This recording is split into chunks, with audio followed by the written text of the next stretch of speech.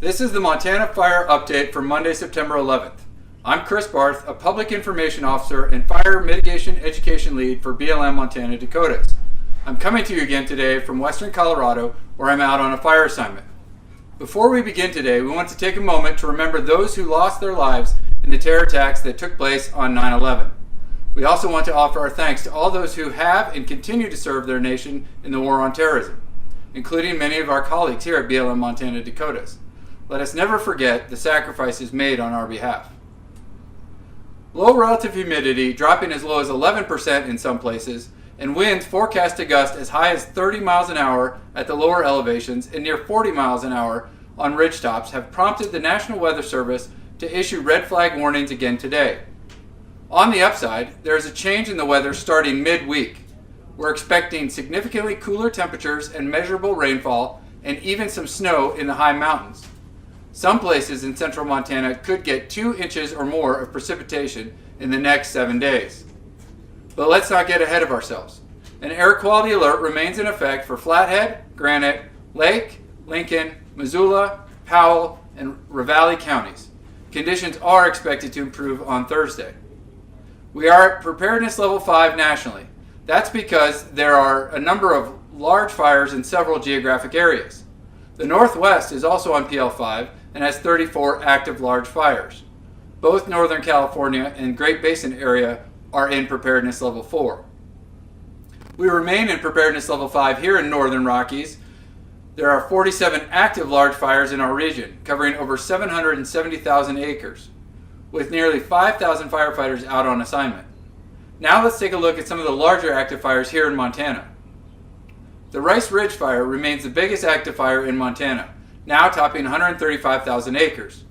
Clear skies allowed aviation resources to work on the fire for the first time in a week.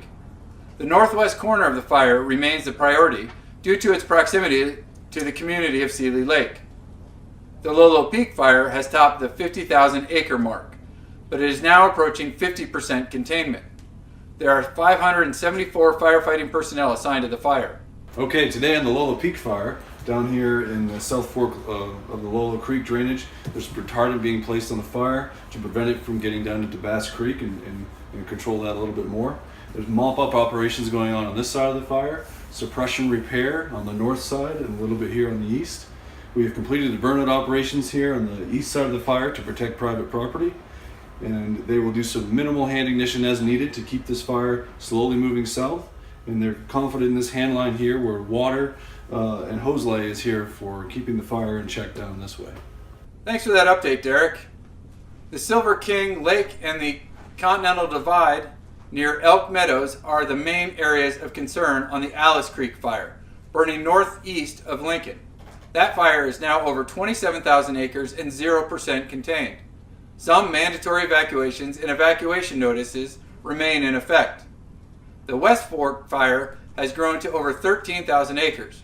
Today, crews plan to slowly burn along Forest Road 6144 as conditions allow. Equipment operators will be improving old logging roads and bulldozer lines along the north and east sides of the fire. There's a community meeting set for 6 p.m. tonight at the Thompson Lake Christian Retreat. The Liberty Fire has grown about 500 acres in the past 24 hours. It remains 17% contained.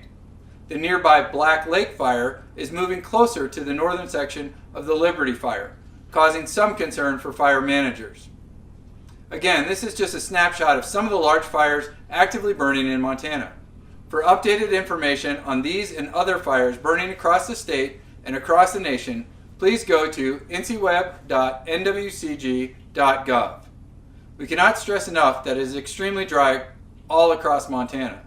There are fire restrictions in place across the Treasure State. In many places, campfires and other open flames are prohibited. As you work and play, please be very careful using an open flame or when operating any kind of vehicle or equipment. One less spark really may mean one less wildfire. Thanks for joining us again today. We'll see you again next time.